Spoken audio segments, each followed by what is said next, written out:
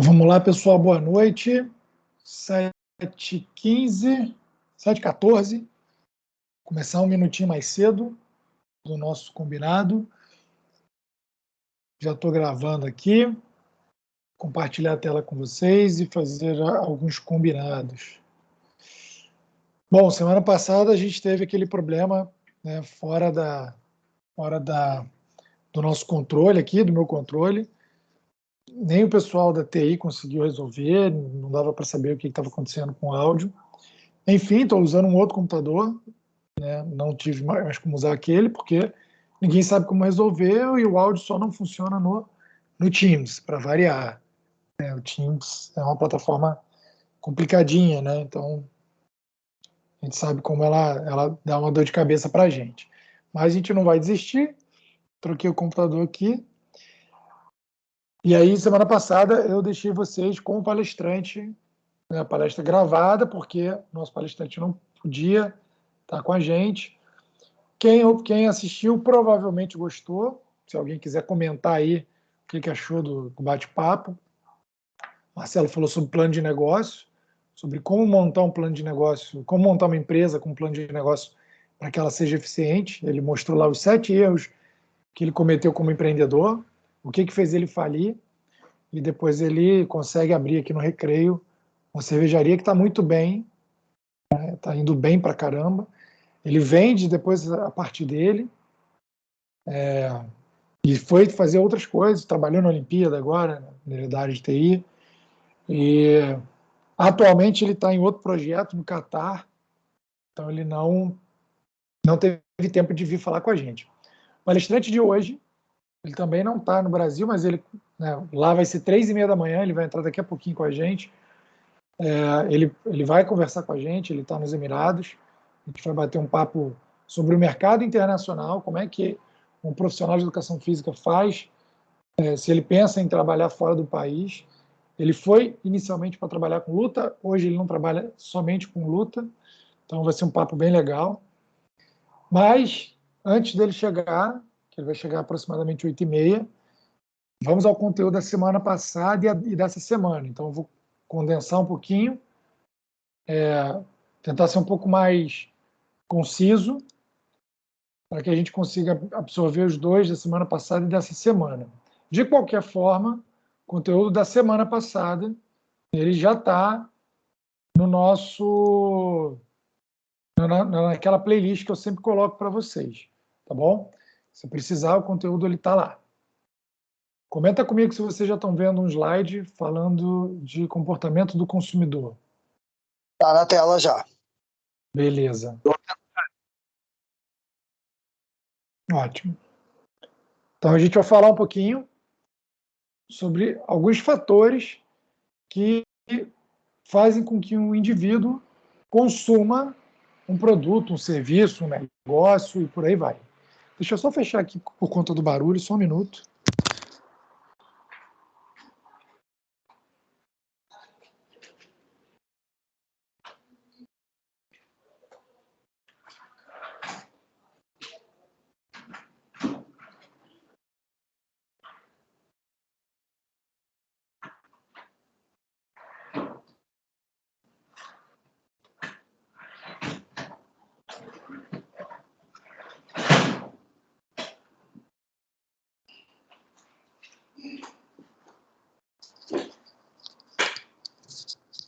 Beleza.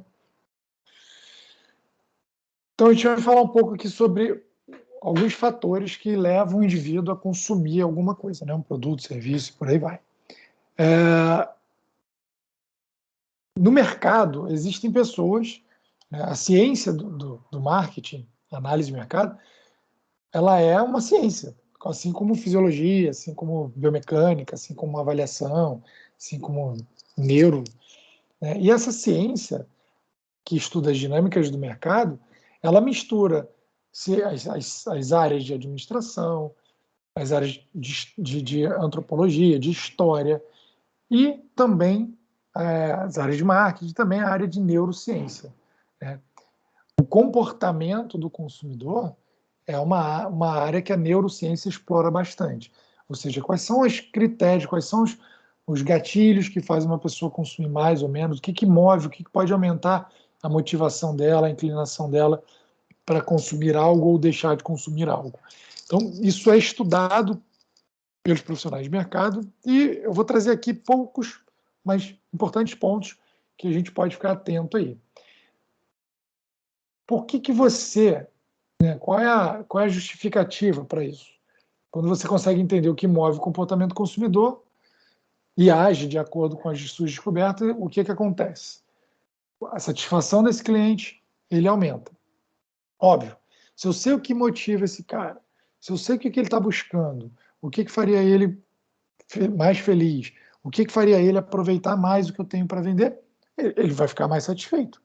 Se eu sei o que vai mover tudo isso, e eu ajusto para que isso seja entregue, obviamente, que a satisfação dele aumenta. Ao mesmo tempo, ele percebe mais valor no que eu faço. Quando a gente fala de perceber mais valor, a gente fala muito sobre educar nossos clientes. O cliente, quando ele conhece mais sobre o que você faz, quanto maior o nível de conhecimento dele, né, cultural também, óbvio, quanto mais estudo, mais cultura tem esse teu cliente, tendência é ele valorizar um pouco mais esse mercado, de ser mais criterioso, mais exigente, valorizar um pouco mais.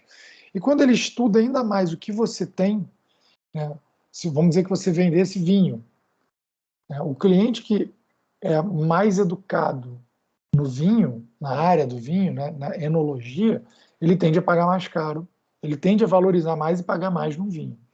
Então, percepção de valor tem muito a ver com educação também. O quanto o meu cliente é educado com o que eu tenho.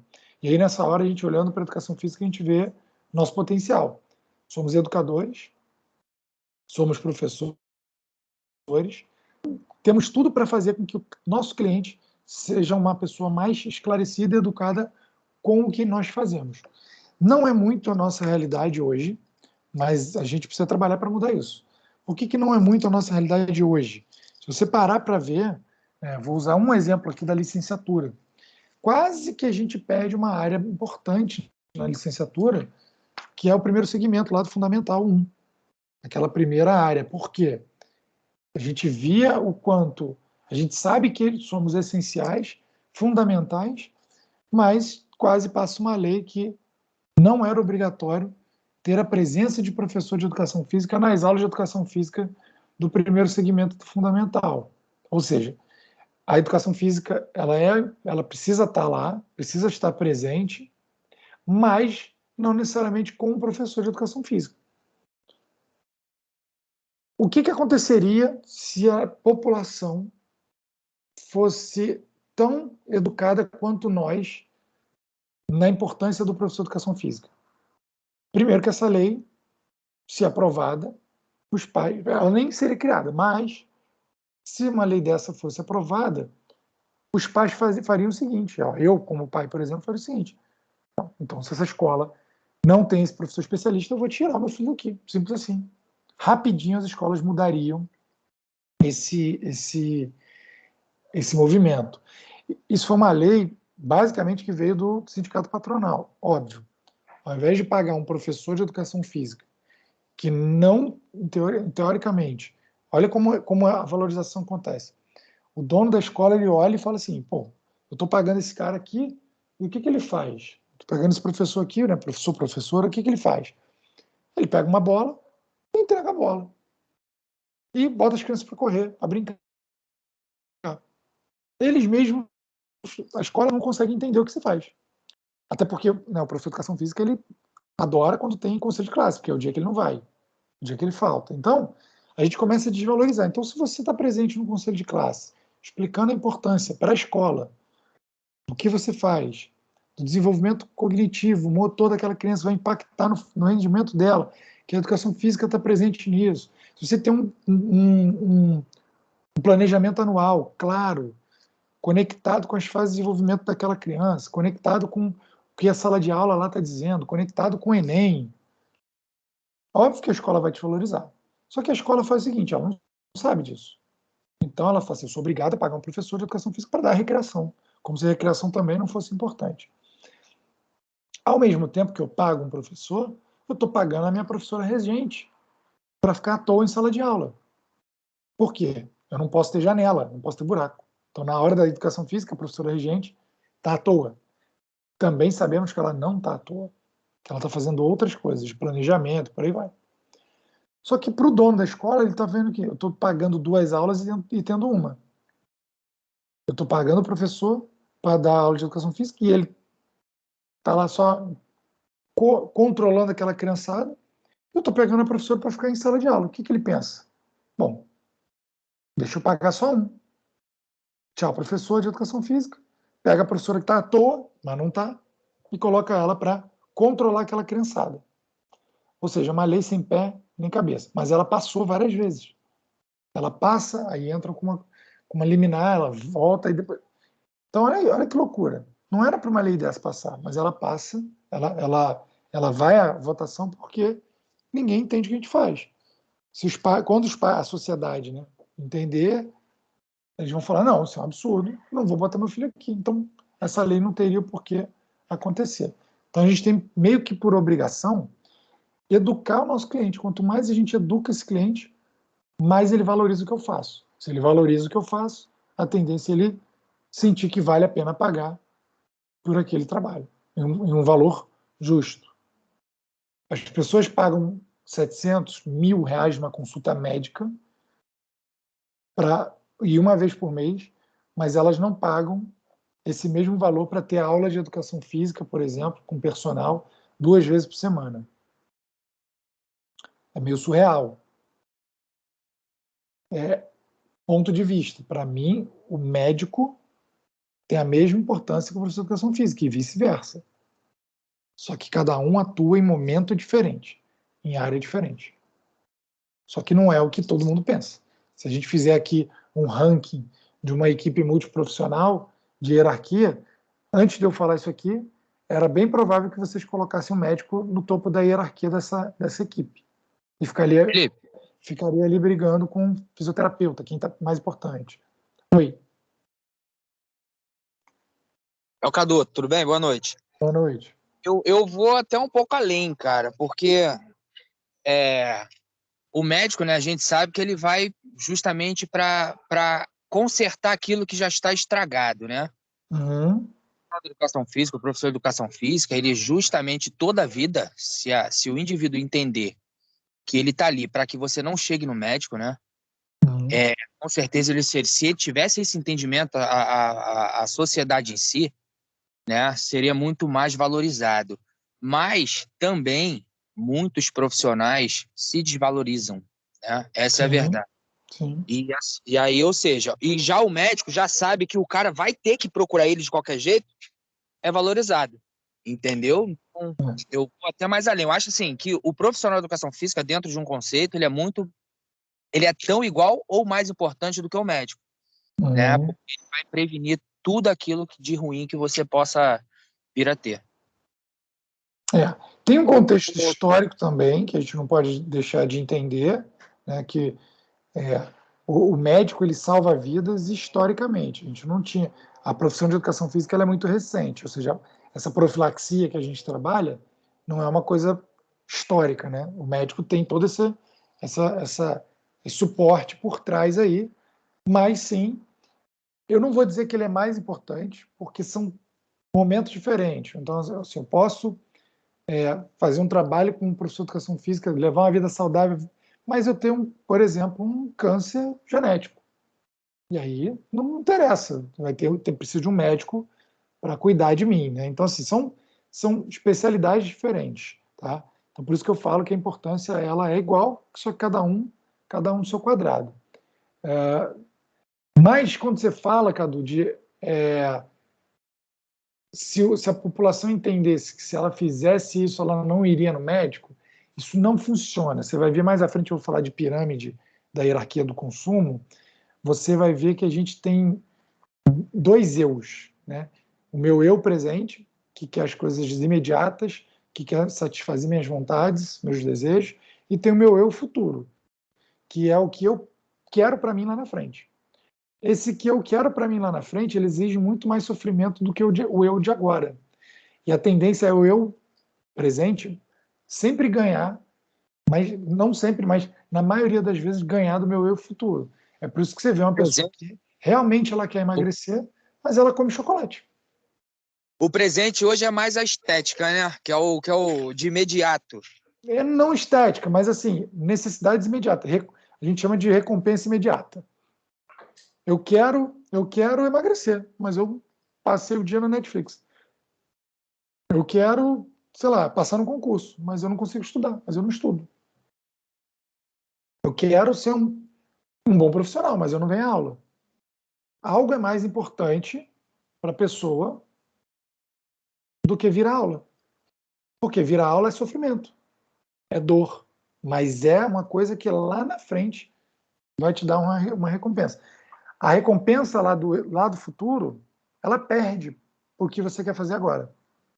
Ô, Felipe, eu posso, se você me permitir, fazer uma comparação bem forçada, talvez, para algumas pessoas, não sei se vai cair no entendimento de todo mundo, mas eu acho que vem um pouco de encontro a isso aí. Eu não sei nem se o Mário está aqui presente, acho que não.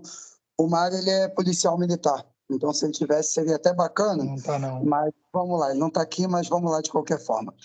E deixando bem claro, já de antemão, que eu não estou dizendo que uma coisa é mais importante que a outra, são coisas que vão se complementar, mas você vai entender onde eu vou chegar. Uhum. Vamos lá. Com exceção aí do período mais recente, que a gente teve pandemia e a crise de prisão de todos os governadores possíveis e imagináveis, a gente sabe que o concurso da Polícia Militar, no Rio de Janeiro, ele ocorre com bastante frequência. Em São Paulo, por exemplo, esse concurso acontece todo ano, tá? Até pela demanda, enfim. Tá? O que isso tem a ver com médico, educador físico? Vamos lá. Há quase 10 anos não tem concurso para a Polícia Civil, tá? A gente deveria ter algo em torno de 23 mil policiais civis e a gente tem em torno de 7.500. Desses 7.500, 33% já tem idade para se aposentar, só não se aposenta porque não vai incorporar todas as gratificações. Não é à toa que você chega numa delegacia de noite, não tem ninguém, geralmente está trancada, o que seria ilegal, não é permitido, mas ela está. Quando você chega durante o dia, tem 2 policiais lá para te atender e sabe lá como vão te atender. Beleza. Onde é que eu estou querendo chegar?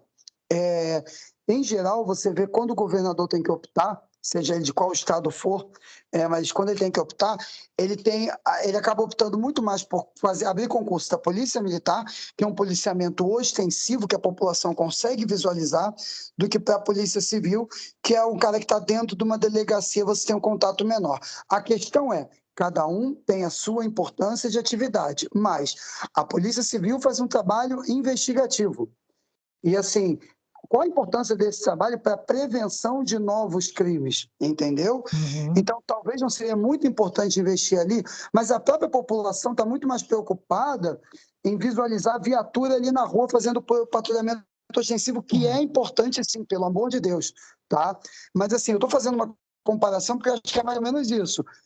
O cara dá muito mais importância, talvez, para o médico, quando o médico fala assim, cara, deu merda aqui, entendeu? E aí ele consegue visualizar a importância. Pô, eu ia morrer, não vou mais morrer, passei por uma cirurgia disso, daquilo, por uma sequência de químio, rádio, enfim. O educador físico, cara, eu sou muito importante para você, porque a longo prazo você pode diminuir riscos e tal. Cara, foi o que você falou, é complicado para a população no geral dar importância para esse tipo de coisa. Eu acho que o trabalho preventivo, às vezes, ele não é muito valorizado dentro da nossa sociedade. Mas então, perfeita analogia que você fez. O que ele não é valorizado? Não é na sociedade, é no ser humano. Exatamente neurobiologicamente falando, a gente é muito mais suscetível a realizar uma necessidade imediata do que uma de longo prazo. E o meu poder de decisão, ele é limitado. Então eu resisto 1, 2, 3 vezes a fazer uma. Daqui a pouco eu não resisto mais. Por quê? Porque o resultado vai vir lá a longo prazo. Então, esse exercício de prevenção ele é muito mais difícil. Cara, todo dia eu tenho que sofrer, mas daqui a 20 anos, talvez eu não tenha que fazer um cateterismo. Entende a diferença? Então, não é só um problema da sociedade, é um problema também do ser humano. Então, a gente precisa, a gente mesmo, cara. A gente deixa de fazer um monte de coisa que a gente deveria fazer. Por quê? Porque a gente quer fazer outra. A gente sabe que é importante, mas deixa de fazer. Por quê? Porque o nosso prazer momentâneo ele ganha. É o exemplo do, puta, eu quero emagrecer, mas passo o fim de semana chutando balde. Ah, mas fim de semana, eu mereço. Tá bom. Só que é incongruente com o que você quer no longo prazo. Isso vai acontecer em boa parte da população. Poucos são as pessoas que são mais eu futuro do que eu presente. E principalmente, em maior parte do tempo, precavido, trabalhando em prevenção, não sei o quê. Então a gente vai ver que o objetivo de um indivíduo entrar numa academia raramente é saúde. O discurso pode até ser. Mas se você for investigando, a gente vai falar sobre isso, você vai ver que não é saúde. Foi alguma coisa que ele está tentando sanar. Uma rejeição, quer pegar alguém, quer entrar numa calça, quer esfregar na cara de alguma pessoa, está com medo de morrer naquele instante, mas depois isso vai mudar. Então, é muito difícil a gente ver isso. Mas vamos lá. Né? Isso a gente está falando de valor percebido. A sua analogia é ótima. É ótima. Trabalho de investigativo ninguém está vendo. É igual o político. Ele não vai fazer obra de esgoto, ele vai fazer o asfalto. Porque o asfalto a pessoa anda em cima. Está vendo. O saneamento básico ela não vê. Né? Mudar uma instalação elétrica para o outro governo pegar aquilo ali pronto. Não. É basicamente isso. Tá? Então, quanto mais eu educo a minha população, mais tendo a valorizar. Se eu chegasse aqui e não desse aula e ficasse mandando só você pesquisar, e se eu ficasse aqui de somebody love, sem botar minha cara a tapa, eu fatalmente não ia valorizar o que eu faço. Fatalmente vocês iam me ver diferente. Pô, o Felipe é enrolão. Ah, Felipe não manja não, do que ele faz não. Mas eu tô aqui educando o meu cliente. Então, a tendência é você olhar e valorizar cada vez mais. O Felipe estudou, o Felipe está mostrando aqui o livro que ele leu, o Felipe está falando desse artigo, e por aí vai, tá? Só ler aqui um chat, a pesquisa do TCC do meu grupo tem mostrado que realmente os professores de educação física não estão presentes nos conselhos de classe e quando estão não participam. Isso é histórico também, né? O professor de educação física não dá opinião, não participa de nada, o conselho de classe é um dia para ele faltar. Por quê? Porque o que ele vai apresentar? Qual o planejamento estratégico dele? Interessante, professor. Nesse processo, nessa pesquisa que a gente está fazendo no TCC, é justamente sobre como que os outros professores veem os professores de educação física. E eu estava até analisando quase agora as respostas que tiveram até agora. É visível que quando o professor, nas respostas, é atuante no conselho de classe, é presente e atuante, os professores conseguem compreender melhor o que ele faz. Simples assim. Entendem o que é educação física, entendem a importância de estar atuando no procedimental, do cognitivo, do motor, todo o processo, tudo que a educação física faz, tem a compreensão melhor desde que o professor seja atuante no conselho de classe. As que não estão atuantes, o professor não é atuante colocado, que não é o mediano, normalmente não sabem nem o que significa educação física para os alunos, a importância. E quem está respondendo essa pesquisa? Professor de educação física ou outros professores? São outros professores. São professores do ensino primeiro segmento, segundo segmento e do EI, entendeu? E não, do EI, né? A gente pegou o médio não, porque a gente pegou do município do Rio. Professores na rede municipal. Pô, legal. É a percepção deles quanto ao que a gente faz. Então, exatamente, essa pesquisa... a percepção deles. Não tem resposta de professores de educação física, só dos outros professores, dos outros corpos do corpo docente. Perfeito. Depois eu vou querer ver teu trabalho aí. Provavelmente eu vou ser banca de vocês aí. Ou a Ana já deu quem vai ser a banca? Não, o professor Sérgio que está como o orientador e ele não passou quem vai ser a banca propriamente dita da gente ainda. Tá. Independente, depois vou pedir para ele me manda para a gente discutir isso. Mas exatamente isso. Esse ano eu não participei de conselho de classe. Por quê? Os conselhos de classe esse ano caíram na quarta-feira que eu estou com vocês. Começa às 6 horas da tarde, o meu conselho de classe é na quarta-feira. Mas todos os anos eu participo. E mesmo assim, eu tenho resistência dos outros professores. E olha que eu sou professor de educação física, com muito mais titulação do que os meus companheiros lá da escola, quer dizer, com a grande parte. eu tenho empresa, eu faço marketing, a minha empresa faz o marketing da escola, ou seja, várias soluções, quem traz sou eu e a minha equipe, e mesmo assim tem resistência. Quando eu falo alguma coisa, você vê que eles estão olhando assim, professor de educação física falando, sem nenhum tipo de julgamento, principalmente professor de história e geografia. São os dois que menos, o de biologia ele entende legal, agora o de história e geografia ele é resistente a ouvir o que eu tenho. Eu até comentei isso, né? Eu trabalho com um público que, para mim, são os dois piores públicos. Vender desenvolvimento humano para professor e médico. Não trabalho com médico, mas trabalho, não diretamente, mas trabalho com professor diretamente. Cara, o público merda de trabalhar. Eu estou quase desistindo, mas por propósito eu estou me mantendo mais tempo. Por quê? Porque o cara não quer me ouvir.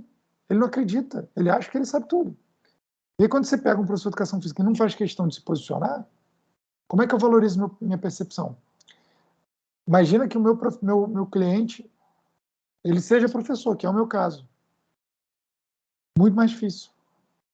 Mas, se eu entendo como ele funciona, tanto onde ele está na pirâmide de necessidade de Maslow, qual é o perfil comportamental dele, se eu entendo isso, eu consigo ter um discurso um pouco mais contundente, um pouco mais persuasivo.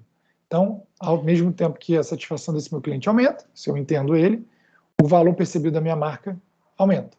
Os produtos que eu vou oferecer e serviços ficam com mais qualidade, porque eu vou ajustar para que entendam e dê mais resultado.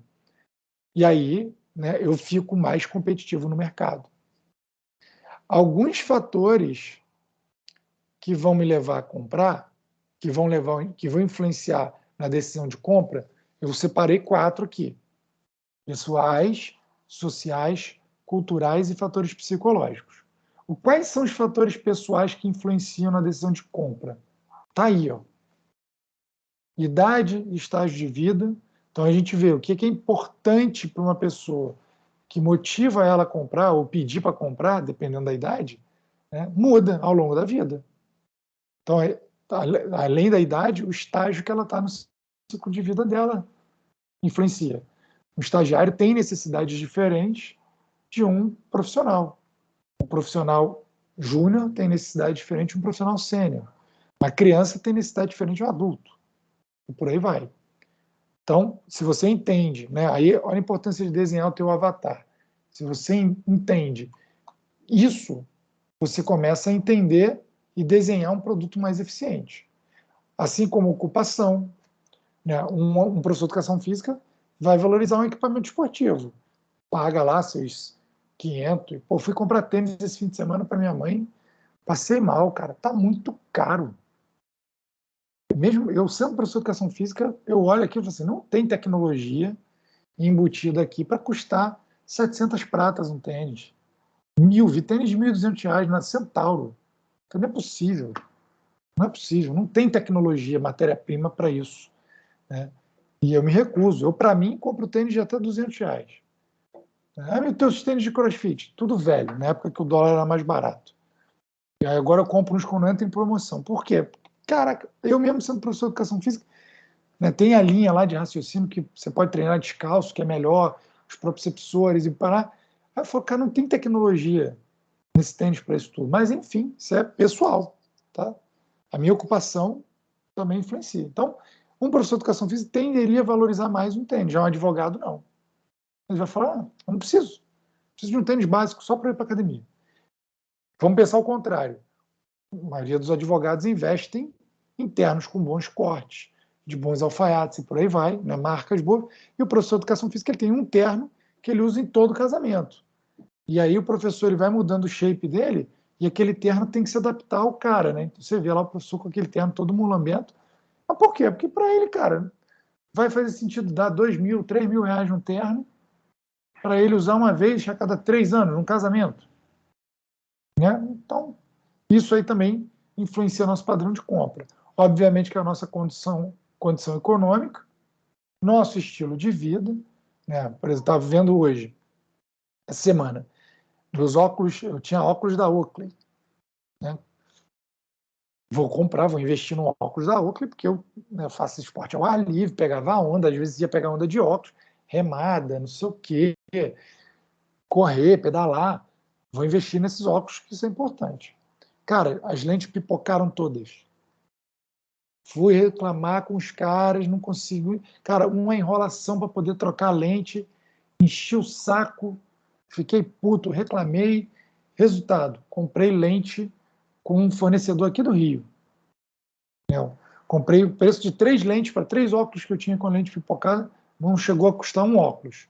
Cara, as lentes maravilhosas. Levei até numa ótica para os caras olharem. Falei, não, a lente é boa. A lente é boa. Então, assim, outra pessoa nem pagaria primeiro no óculos. Ia comprar no camelô. Tudo bem. Tudo bem. Não tem certo e errado. Né? São fatores pessoais que vão influenciar a compra. E se desse problema, ele não ia tentar consertar o óculos. Né? Outros comprariam outro, da mesma marca. Por aí vai. Então, o estilo de vida influenciou nisso. Cara, eu vou investir nisso, nessa lente, porque, cara, é importante, eu treino no sol e por aí vai. Personalidade também. Isso aqui, quando eu montei esses slides, eu nem era especialista em perfil. Então, personalidade é até mais amplo do que perfil, mas isso influencia sim no que você vai comprar, né? E na forma também do vendedor, né? Então, por exemplo, se você for pensar em moda, a personalidade influencia muito na decisão de compra de moda. Cores de roupa, essas cores mais chamativas, para pessoas muito analíticas, provavelmente você não vai vender. Não vai vender. São pessoas que, né, tendem a ter um senso de lógica mais aumentado. Então, difícil ela comprar um verde-limão, um conjunto verde-limão. Tem gente que vai comprar amarradão porque está na moda. E a personalidade dela combina com aquilo. Então, são os fatores pessoais. Tranquilo até então? Tranquilo. Sim, tranquilo. Beleza. Eu vou acelerar um pouquinho, porque eu quero ainda pegar a pirâmide, que a pirâmide leva mais tempo, tá? Fatores sociais. Resumindo, qual o seu papel naquela sociedade, né, na sociedade que você está incluído? Dependendo do seu papel, a sua decisão de compra também é influenciada, muda. Né? Por exemplo, a sua família determina muito do que você valoriza hoje como importante. Pode ser que você tenha já rompido, mas muita coisa é determinada, sim, na tua criação. Né? Se você hoje é um diretor de uma empresa, um superintendente de um setor, em teoria, você não vai, por exemplo, se você é um formador de opinião, um diretor, você não vai usar um produto falsificado e se você trabalha com algo que pode ser falsificado. Então, por quê? Você tem uma responsabilidade social. Né? Os grupos de referência aos quais você faz parte também vão determinar de que forma você vai consumir aquilo. Então, o professor de educação física, por exemplo, quando ele coloca na rede social dele as loucuras do fim de semana, fica um pouco incongruente. Por quê? Você fala, cara, professor de educação física, foto com bebedeira, todo mundo loucão, boate. Conflita um pouco a sua imagem, ou seja, sua posição social influencia no que você consumiria. Né? Ao mesmo tempo, o que você sofre de influência para comprar. Tá? Então, se você é o fornecedor ou é quem consome, esses fatores sociais vão influenciar diretamente e outros indiretamente. Fica atento a isso para você identificar quem é a pessoa que você está vendendo, que posição ela ocupa, o que ela faz, quem ela é, se ela é referência em algo ou não. Isso tudo vai facilitar ou dificultar a sua abordagem nesse momento. Tá? Depois, fatores culturais. Isso é meio óbvio, mas né, vamos pensar. A cultura que você está inserido, a subcultura, ou que você ou o seu cliente está inserido, e a classe social vão influenciar diretamente. Hoje a gente vê muita gente, né, com essa, entre aspas, socialmente responsáveis. Então, ela fala, se esse produto aqui, por exemplo, né, com o negócio de tecnologia, se a gente sabe que essa fábrica aqui, ela usou mão de obra escrava lá na China, eu vou parar de consumir. Ou seja, para a China, culturalmente, é até aceitável. Para algumas outras culturas, não é. Então, você evita consumir aquilo. Né?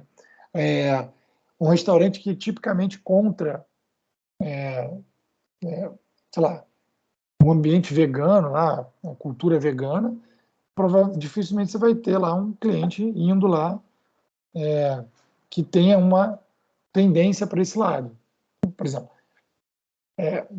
um vegano dificilmente vai numa churrascaria, mesmo que tenha salada lá sendo oferecida. Tá? Isso também você tem que ficar atento. O que eu estou vendendo? Estou vendendo carne para vegano? A carne é ruim? Não, mas o público que você está tentando vender não é bom. Não é adequado para o que você tem. A mesma coisa, e o contrário é verdadeiro. Tá? Então, atenção nisso. Cultura, subcultura, ou seja, dentro da cultura, subgrupos que podem aparecer. Hoje, não vou entrar nessa discussão para não virar um... Mas hoje, isso está muito mais presente do que... Cada minuto que passa, isso está muito mais presente. E, obviamente, a classe social que você ou o teu cliente pertence também vai influenciar. E os fatores psicológicos.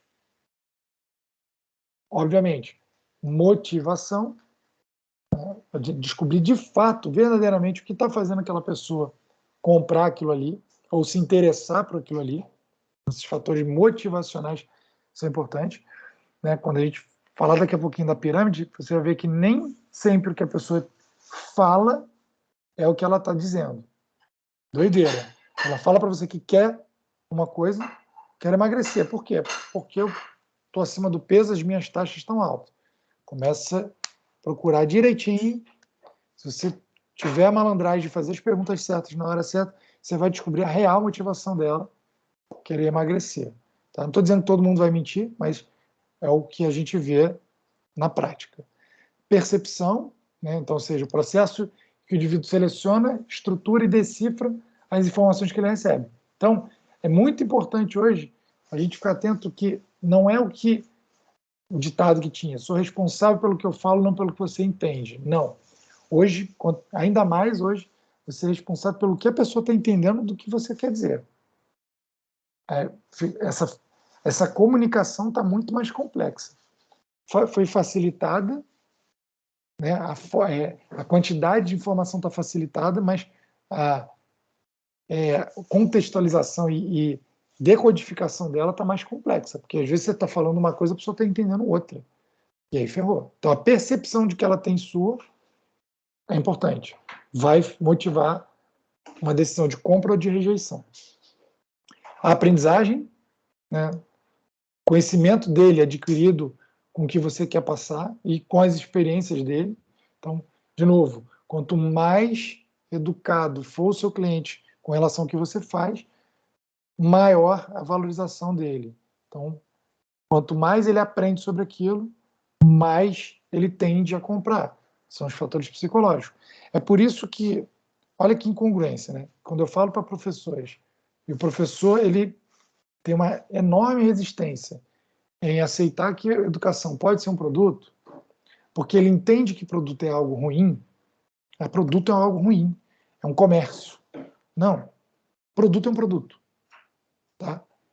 Produto ele pode ser bem feito, ele pode ser bem trabalhado, ele pode ser bem executado, ele pode ser bem vendido, e ele pode ser mal feito, mal trabalhado, mal executado, mal vendido. A tendência do professor rejeitar a educação como produto é porque ele acha que é ruim. Ele é assim. Não, é ruim. Beleza. Só que, vamos parar para pensar. Hoje, quando a gente fala de ensino à distância, ensino remoto, existe logo uma resistência. É ruim, é ruim, é ruim e acabou. Importante sou eu na sala de aula. Só que a gente olha para os maiores caras de internet hoje, que vendem de tudo. O que eles vendem? Conhecimento e processo de aprendizagem. Normalmente o produto desses caras é algo, ele ensinando alguma coisa. Ou seja, ele é um professor.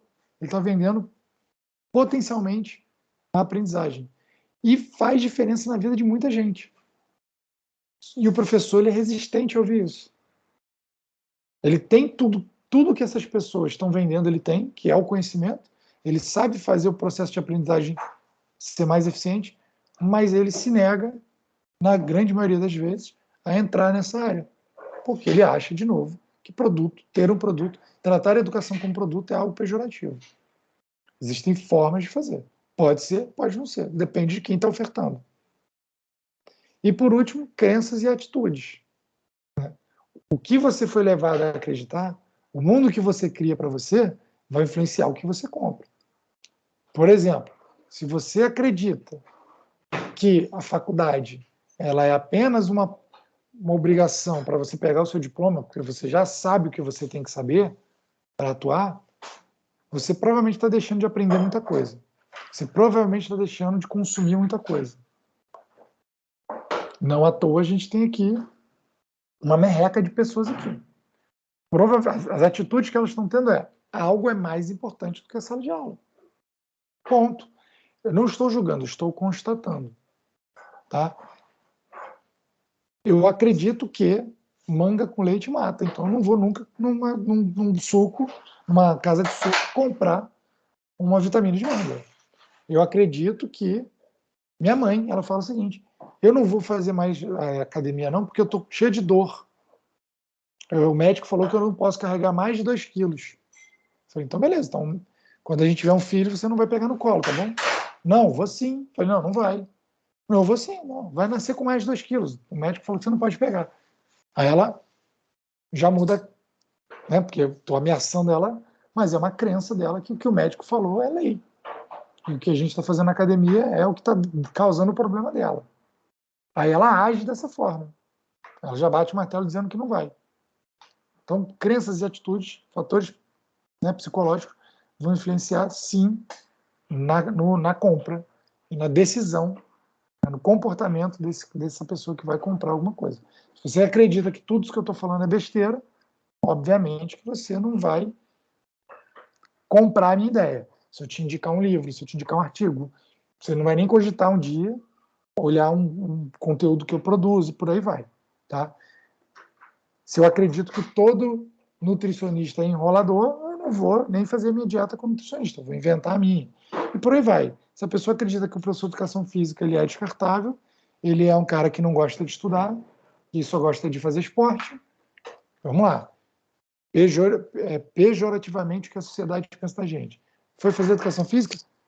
Vagabundo, não gosta de estudar, só gosta de fazer esporte, faculdade é fácil, não precisa ler, por aí vai. Professor, um paralelo interessante a esse comentário sobre a questão de leitura. Eu entrei na Saraiva um dia desses. Tem setor de todas as disciplinas. Não tem o setor de educação física. Eu fiquei caçando livros de educação física, de pedagogia, educação física. Não tem. Simplesmente não tem. Por quê? Porque a gente tem a cultura de não ler. Então por que eles vão vender para um público que não compra? Não tem público. Entendeu? Não tem público. Eles já teve, tá? Não só setor, mas stand pronto, já teve. O que acontecia? Encalhava. Tanto é que livro dos professores de educação física, eu não tenho livro lançado, mas vários amigos têm, da área de educação física, vendem por ai, caramba. Não vendem nem livraria, vendem por... Ai, cara, não é por produtora, não. Enfim, coisas independentes.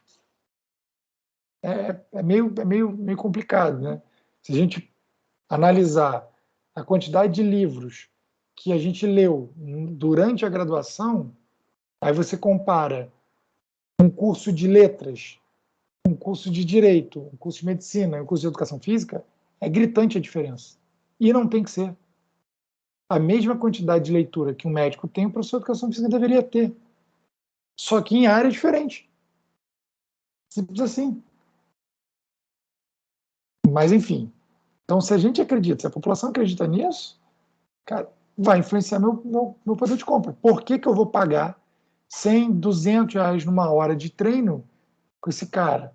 Se ele não... Cara, para ele e um aplicativo é a mesma coisa. Mas eu pago 700 no médico famosão lá, 800, 1.000 reais na consulta, que só tem para daqui a um ano.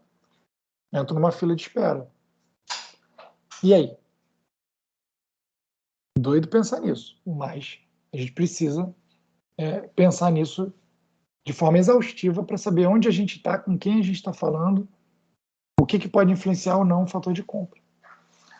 Fez sentido, pessoal? Essas 4 questões aí?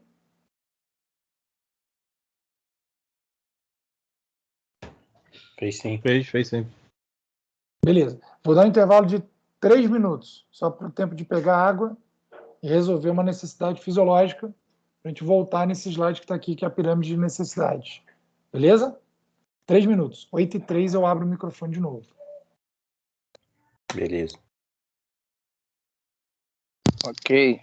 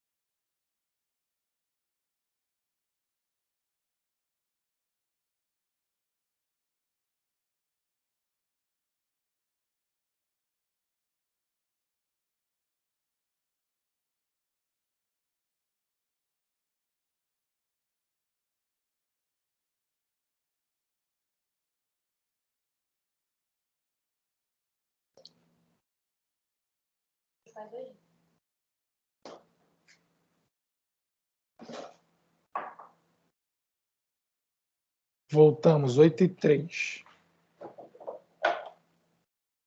Todos aí? 5, 7, 13 alunos. 13 alunos. Vamos lá, galera. Engraçado é no dia do projeto, 50, né? Mas beleza, estou acostumado. Vamos lá.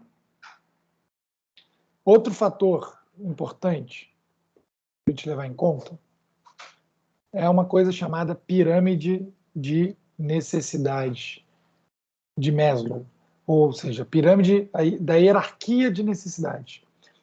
Ela chama pirâmide de Maslow, ou pirâmide de necessidades, né? Porque esse cara, o Maslow, ele foi o cara, pesquisador, lá atrás, tem mais de 50 anos, começou a observar o padrão de compra das pessoas, né? O que ela compra? Quando ela compra? Quando ela está mais propensa a comprar alguma coisa? E ele conseguiu criar uma hierarquia de 5 necessidades que as pessoas apresentam quando elas estão para comprar alguma coisa, né? Elas precisam resolver uma necessidade que ela tenha para comprar alguma coisa, né? E aí ele percebe que nessas 5 hierarquias, para o indivíduo consumir algo na hierarquia superior, ele precisa sanar a de baixo. Ele resolve a de baixo para poder evoluir. Não quer dizer que ele não volte.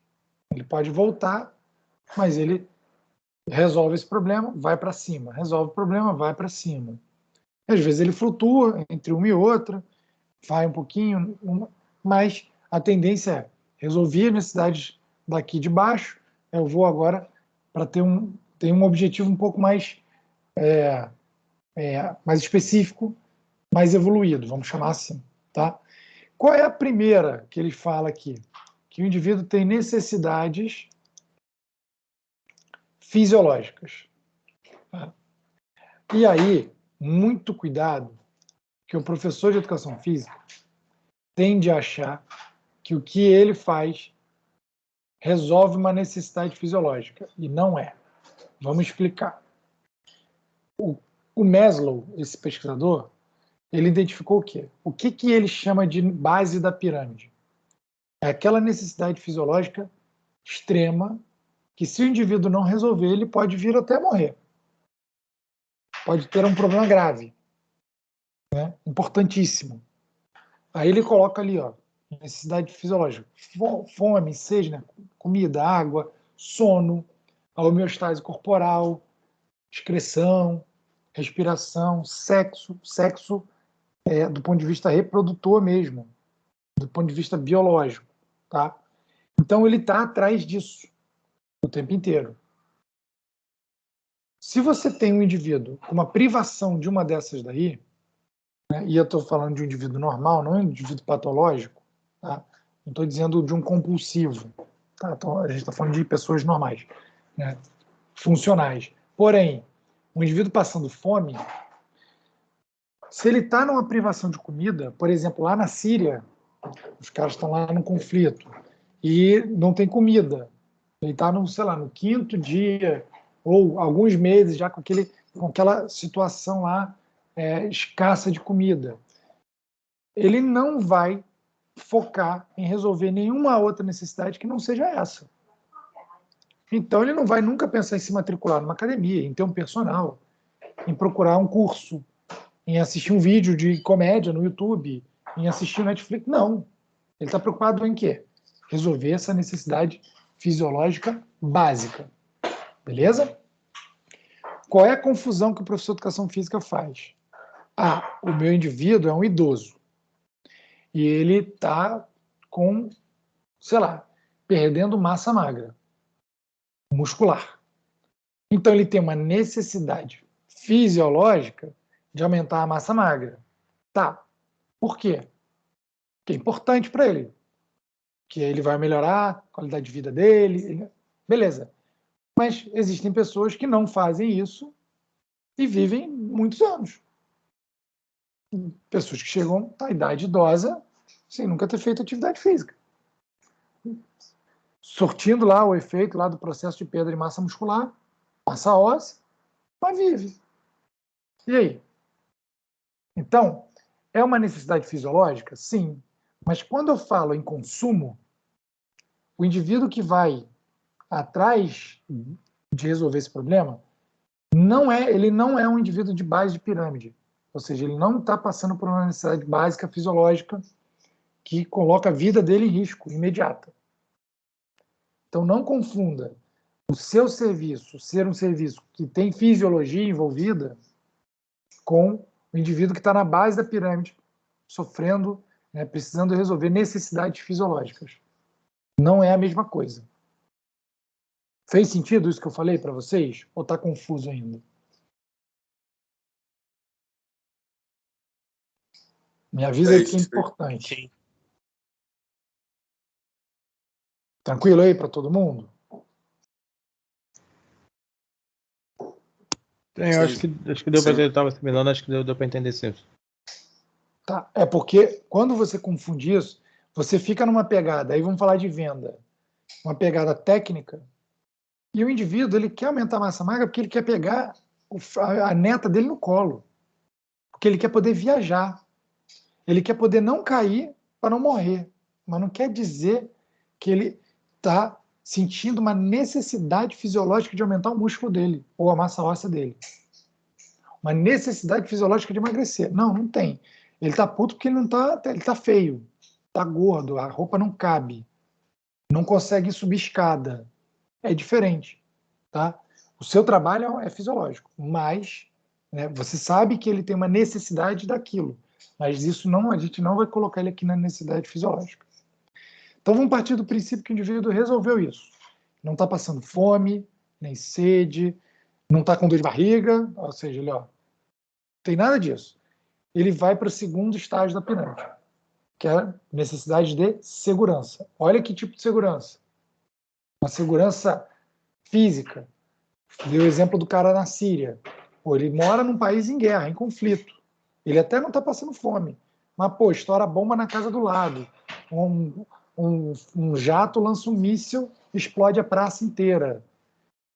Se ele sair na rua, dependendo, ele toma um tiro de um sniper. Então, assim, ele não vai pensar em outra coisa a não ser, já resolvi minha situação fisiológica. Cara, me colocar em segurança. Ou, outro tipo ali, ó, emprego. Preciso trabalhar. Preciso ter emprego para eu não ter que voltar para a necessidade fisiológica. Eu preciso de recurso. Recurso para ter uma casa, recurso para ter, né, um carro, um transporte, para eu não precisar, sei lá, me colocar em risco de madrugada pegando um ônibus e por aí vai, tá? Família, colocar... Oi. Essa pirâmide, ela é subjetiva ou ela é vamos dizer assim, o normal, essa ordem que está aí na figura em si? É exatamente assim que funciona. Isso porque assim, são pesquisas de comportamento humano. Porque assim, uma pessoa, por exemplo, que tem uma autoestima muito baixa, ou aquela pessoa que tem um comportamento doentio quando se trata de relacionamento, ela coloca, por exemplo, o amor ao relacionamento lá na base. Inclusive, ela deixa até a segurança fisiológica dela de lado, né, quando ela prioriza esse tipo de coisa. Perfeito. Por isso que eu estou dizendo assim, que perfeito em algumas situações pode ser subjetivo. Perfeito. Mas lembra, a gente está falando aqui de pessoas funcionais. Não é patológico. Isso, a sua análise é a pessoa patológica. Aí quando a pessoa está doente, sim, muda tudo. Tá? Mas quando a pessoa está funcional, aí essa ordem aí é geralmente o que acontece. Mas a sua análise foi perfeita. Se a pessoa está doente, ela tem uma compulsão por alguma coisa, né? Aquela paixão platônica, ela deixa de comer, faz greve de fome, por aí. Sim, isso pode acontecer, sim. E entrar numa inanição, tem um distúrbio de imagem, né? O distúrbio dela de imagem, ela faz a bulimia ou a vigorexia e se coloca em risco. Beleza, isso que você falou é show de bola. Por isso que é entender, essa pessoa está normal, funcional, ou ela está patológica, disfuncional. Quando está disfuncional, aí ferrou. Aí, cara, vai uma análise enorme aí. Mas foi bom porque a gente vai falar de autoestima daqui a pouco. E tem muito cliente nosso que está disfuncional lá na academia, disfuncional na escola, disfuncional em vários lugares. Eu tive aluna de escola com bulimia e era, cara, complicadíssimo. Queria fazer a aula inteira porque ela se achava gorda, queria fazer um monte de coisa, e aí você via sempre de casaco, já estava com aqueles se autoflagelando, cara, uma complicação enorme. Né? Não comia, queria fazer aula de educação física para emagrecer, por aí vai. Mosquito aqui, quase peguei. Mas beleza, sua análise, seu recorte aí foi muito bom. Mas agora eu vou voltar a falar de pessoas funcionais, para poder seguir na linha da pirâmide aqui. Bom, necessidade de segurança é a segunda. Tá? Aí a gente começa a analisar. É improvável que você tenha um cliente na educação física funcional, tá? Né? Um cliente em condição normal, nessas duas áreas. Pode acontecer? Eu, por exemplo, não tive nenhum cliente que veio para mim em 20 anos, eu nunca vi um cliente que esteja em necessidade fisiológica vindo fazer um trabalho. Nesse caso, até do exemplo, quem foi que falou aí do exemplo? Foi bom? Quem falou aí? Foi o Alan? Eu. Foi o Alan. Foi. O indivíduo, ele está lá, ele vai vir com uma necessidade fisiológica, mas o problema dele está lá na autoestima. Tá? É um problema psicológico que está lá na autoestima. Então, não é basicamente um problema fisiológico. Então, eu não lembro de ter visto ninguém em 20 anos ali de base de pirâmide trabalhando no nosso mercado. Já vi nos outros, tá? Nesse aí, improvável. Então, é improvável que vocês vejam também. E até o segundo. O segundo, ele pode ser até a segurança pode ser até um fator secundário. Não, a segurança de saúde, por exemplo. Vai ser naquele caso que eu falei lá no início, que a gente estava discutindo, o indivíduo que pensa no longo prazo. Ele tem uma necessidade de longo prazo de, cara, eu quero me manter saudável a vida inteira. Então, eu vou fazer atividade física num nível saudável, controlado, porque eu estou pensando quando eu tiver 80 anos. Olha, bem provável. Você vai ter, mas vão ser poucos. Quando a gente vai para a terceira área da pirâmide aí, a gente começa a falar são necessidades sociais, tá? Essas necessidades sociais, principalmente ali, ó, relacionamento, né? Amor barra relacionamento, família, amizade, intimidades sexuais, na sociedade em que você vive, grupo que você pertence, por aí vai. A gente já começa a ver um pouco mais a nossa entrada aí, tá? Fator social é o terceiro necessidade social é o terceiro. Então, constituir família, ter um grupo a qual você pertença, grupo de amizade, grupo de networking, grupo do seu trabalho. Então, essa é a terceira estágio aí. Essa é bem mais comum da gente ver, da gente perceber. Lembra quando eu falei do emagrecimento, da hipertrofia? Quando o cliente ele fala para você que é isso, beleza. Quando você é mais malandro, você começa a fazer algumas perguntas sutis. E você vai começando a ver que o motivo não é o motivo. Tem algo por trás. Tem algo acontecendo. E normalmente está nesse nível ali do amarelo, né? Uma necessidade social de alguma coisa, ou o verde, que são as necessidades de autoestima. De estima a autoestima. Tá? Uma não aceitação, como ele se vê em função do outro, como ele se vê no espelho, o que ele gostaria de mudar, o que ele está satisfeito. Essas duas necessidades, que já são mais do meio para cima da pirâmide, são a grande esmagadora maioria dos clientes da educação física. No nosso mercado, a gente vai pegar a maioria das pessoas nessas duas partes, duas áreas da pirâmide. A amarela, de necessidades sociais, ou a verde, necessidades de estima, de autoestima. Aí, quando o Alan fala, mas uma pessoa pode estar com algum... nessa pirâmide eu vou seguir essa pirâmide no indivíduo funcional. Mas no indivíduo disfuncional, a gente vai ter que ver onde está a disfunção dele aí. E aí ele pode criar uma necessidade numa outra área, mas eu vou ver que ela está partindo de alguma dessas áreas aí. Então, eu posso ter uma limitação física, biológica, um problema físico que impeça a minha absorção de nutrientes. E aí eu tenho sempre uma anemia. Beleza. Mas você vai resolver isso de uma outra forma, não necessariamente com exercício, tal, enfim. E isso vai criar alguma outra questão de segurança, de estima, de relacionamento, por aí vai. Tá? Óbvio que a gente está falando de seres humanos. Seres humanos são bichos complexos, são seres complexos que flutuam de uma área para outra dessa daí. Mas ele fica na maior parte do tempo em uma delas. E ele flutua numa outra e volta. Flutua numa outra e volta.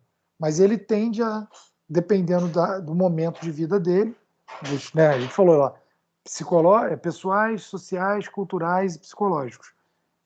Dependendo desse momento, ele vai estar estabelecido numa dessas áreas ou transicionando de uma para outra, tá?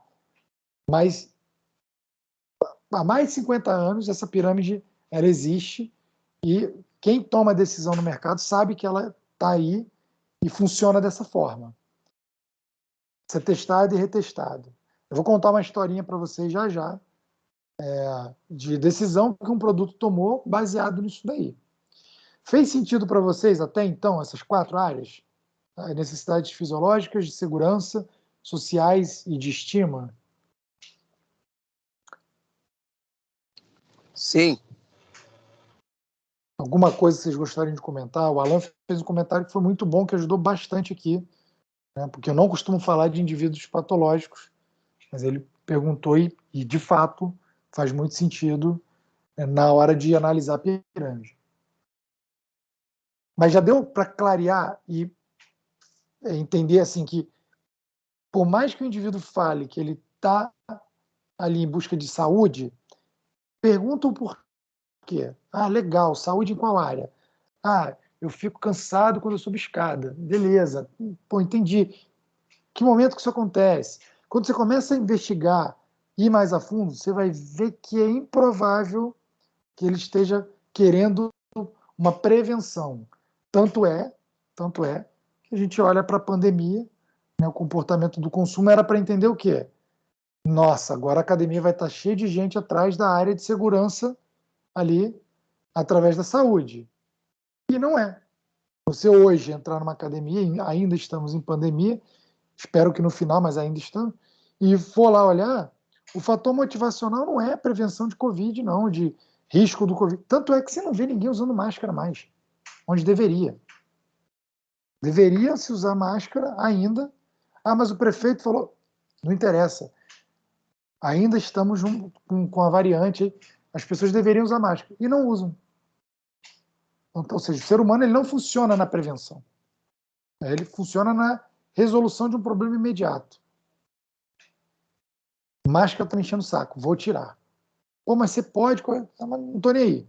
Passou o medo já, passou o susto. Bom, 4 pontos da pirâmide aí foram encontrados. Vamos para o último, realização pessoal. Não é à toa que está lá no topo da pirâmide, é a menor área ali, né, pequenininha. Por quê? É mais difícil você se posicionar em clientes que estão nessa área aí. Por quê? Tem muito a ver com... Pensa, o indivíduo já resolveu as 4 necessidades dele. Fisiológica, de segurança, sociais e autoestima. A autoestima dele está lá de boa. Ele não tem mais nenhuma questão dele com a sociedade, da sociedade com ele. Ele respeita todo mundo. Sabe aquele indivíduo que está evoluído? Aí ele procura buscar algo da realização pessoal dele. A gente vê aí, né, pessoas históricas aí, Madre Teresa, Nelson Mandela, Gandhi, uma galera aí, né, que você olha e fala assim, não, Martin Luther King, uma galera diferenciada, né, uma galera que estava trabalhando independente da condição financeira, às vezes até da necessidade fisiológica dele, deixava de comer para dar para o outro, porque ele tem lá um propósito de vida mais evoluído. Quando que a educação física vai trabalhar nessa linha? Existe, né? Por exemplo, tem um indivíduo, inclusive tem até um carioca que tem um trabalho bem legal, assim, que ele está num nível já de uma realização pessoal dele. Pode ser que está relacionado com autoestima, com as necessidades sociais, mas está bem assim na área já da realização pessoal, chamado Márcio Vilar. Ele é um ultramaratonista, né? Ele tem lá os quebra de recorde dele, porque é um fator da autoestima dele. A gente sabe disso, ele fala isso. Mas ele tem um trabalho também social atrelado a esses desafios que ele coloca na mente dele. Então, olha, se eu correr até a Bahia, sei lá onde que ele correu, aqui do Rio até Salvador, angariando fundos para o hospital de câncer, não sei. Ele faz isso, ele vai lá e faz. Sem nenhum outro fim. basicamente para angariar fundo lá de empresário para o Hospital do Câncer. Mas ele está lá mais evoluído, né? Não é para ele, é sempre para o outro. Então, assim, você pode trabalhar com esse indivíduo, fazer a preparação física do indivíduo que está aí, né, usando a atividade física para uma realização pessoal, ajudando o próximo, ponto. Mas não é tão comum, beleza? O mais comum são as áreas verde, amarela e, às vezes, a laranja. Faz sentido para vocês? Estamos tranquilos na pirâmide?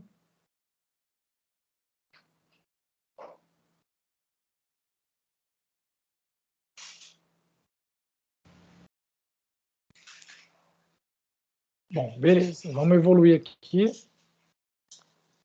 Vocês vão ter uma atividade ao longo da semana.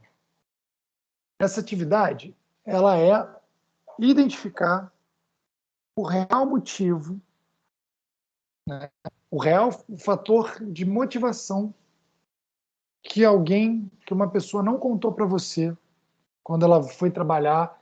Vamos tentar manter, especialmente aqui na área do fitness. A galera da licenciatura, vou pedir aí um perdão, porque pode ser que vocês não consigam falar com quem toma a decisão do teu cliente lá, do teu aluno da escola, tá? Mas no fitness é fácil. Normalmente quem está ali é o teu cliente direto, tá? Então, a tua tarefa da semana é bater um papo com essa pessoa, fazer uma entrevista. Só que ela não pode saber que é uma entrevista. Se você não se importa, você, nesse momento, vai passar a se importar verdadeiramente com a pessoa, vai escutar ela, não vai julgar o que ela está te dizendo. Você vai ouvir, uma escuta bem ativa nesse momento. Começa a bater papo com ela, de preferência até alguém que está começando esse trabalho aí, seja numa academia, no estúdio, numa assessoria esportiva, enfim. De preferência até alguém novato, tá? Provavelmente ela vai te falar um motivo e você vai dando corda. Pô, que legal, que bom que você começou agora, tal, não sei o quê. Poxa, eu estava te incomodando como? Como é que isso acontecia? Aí se coloca em empatia. Pô, comigo também era assim. Pô, tinha essa dificuldade, não sei o quê. Vai se aprofundando. Se ela perceber que você está fazendo um trabalho acadêmico, e nem que é uma investigação, ou seja, não vai anotando nada do que ela vai falando, nem gravando no celular, não. Vai batendo um papo. E começa a perceber o que ela quer te dizer sem ela te falar. O que realmente fez ela querer aquilo ali? Seja o emagrecimento, seja o tal do qualidade de vida, que eu não gosto de usar esse termo, seja a hipertrofia. Quero hipertrofiar. O quê? Onde? Pô, legal, por quê? O que aconteceu? Pô, se isso acontecer, como é que vai ser? O que você vai fazer? Começa a analisar isso. Tenta chegar no ponto que ela não abriu de cara. Tá? E não seja chato também, não. Se sentir que não está rolando, relaxa, tenta uma outra vez com uma outra pessoa e por aí vai. Mas tenta perceber e tenta analisar friamente para ver se vai bater no que eu estou falando, que a maioria está no verde ou no amarelo. Ocasionalmente no azul e no laranja. E eu não acredito que seja no vermelho aqui. Fez sentido a tarefa aí para vocês? Entenderam?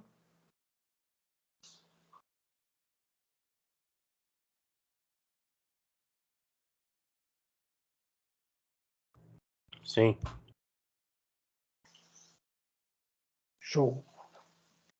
Vocês vão ver uma brincadeirinha aí, ó, que eles vão atualizando a pirâmide, né?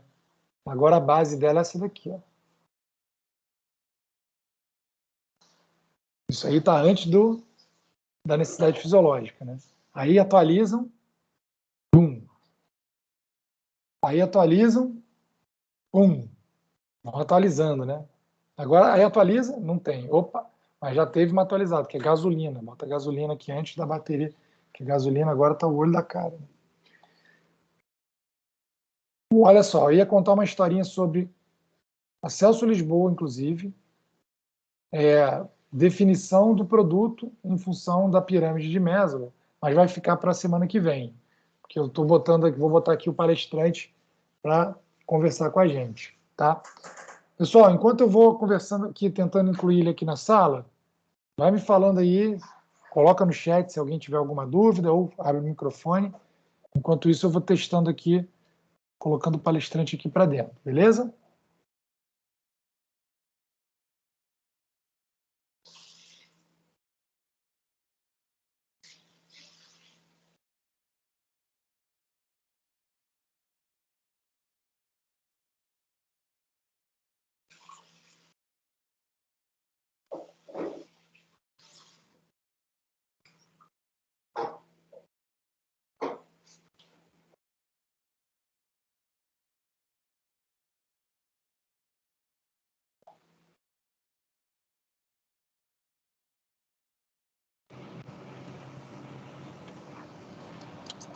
Eu vou botar no mudo aqui rapidinho só para falar com o palestrante. Pode falar, Antônio. Não, Felipe, eu queria só perguntar, você chegou a comentar, só para confirmar, em relação à observação que o Alan fez, se eu não me engano foi o Alan, então se eu pegar o cliente que ele tiver que não for funcional, não for patológico, eu posso usar a mesma pirâmide, mas tem que saber onde que está o problema dele ali se encaixando. É isso? Não sei se eu me fiz entender na minha pergunta. Todo mundo vai passar por essas fases da pirâmide, tá? Você vai ter que entender o que ele está tendo, qual é a necessidade dele imediata. Beleza. O que está causando isso? No caso desse exemplo que o Alan falou, a pessoa, né, por condição de autoestima, ela está se colocando em risco de saúde, entrando numa necessidade fisiológica, por exemplo, parou de comer. Então, eu sei que ela está numa necessidade, o cliente está numa necessidade fisiológica, ou seja, ele está em privação de comida, mas o que está causando isso? É um problema lá na autoestima. Entendeu? Beleza. Então você começa a analisar isso. Isso é mais difícil parar na nossa mão, tá? Isso vai parar em outro profissional de saúde. Normalmente, mas os sutis aparecem para gente. Os sutis vão aparecer. Então, talvez não apareça um indivíduo, né, que vai morrer dentro da academia, desmaiar dentro da academia porque ele está sem comer. Talvez isso não aconteça, mas o sutil pode acontecer. Então, fica ligado nisso. Eu tenho um indivíduo que está tendo algum problema em outra área, mas está sendo causado por uma área lá de cima. O que você vai resolver? Bom, se cabe a você resolver a área mais baixa, você vai resolver a área mais baixa, tá? Se não cabe, a gente indica para um outro profissional, um nutricionista, um psicólogo, um psiquiatra, um médico, depende do que está acontecendo. Perfeito. Obrigado. Tamo junto. Leandro, você já digitou o e-mail, cara? Você conseguiu logar no Teams? Que normalmente que você vai entrar no Teams, ele pede login, né? Aí, essa área aí é a hora que você bota o e-mail e a senha é aquela que eu te passei.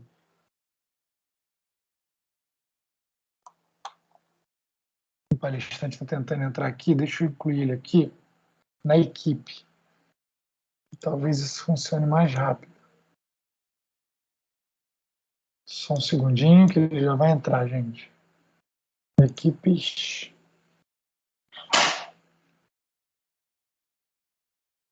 Noite.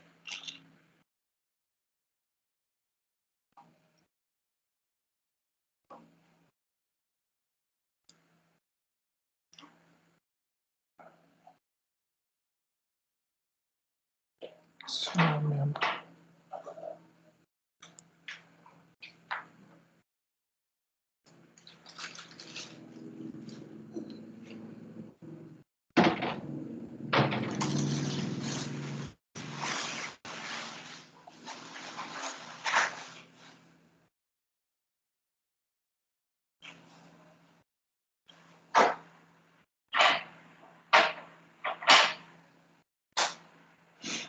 Eu vou parar minha câmera aqui só um segundo, tá, gente? Para poder...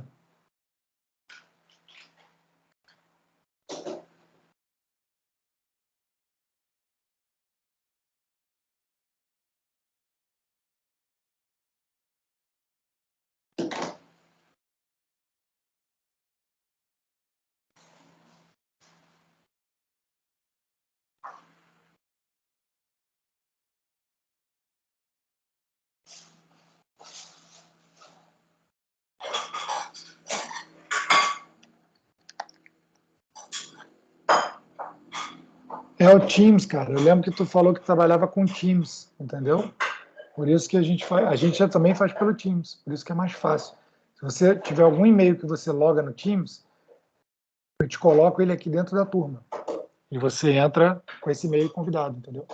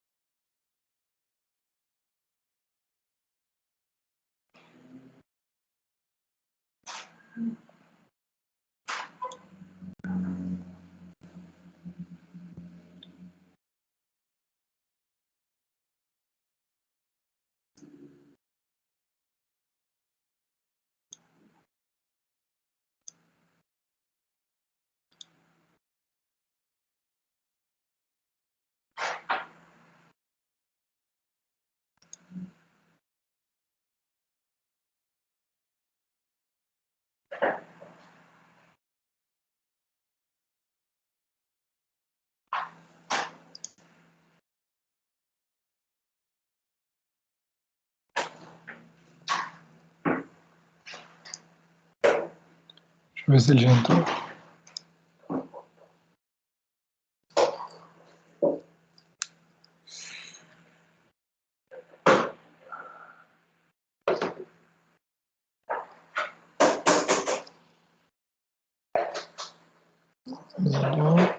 Deixa eu até parar de gravar essa aula e começar a gravar outra.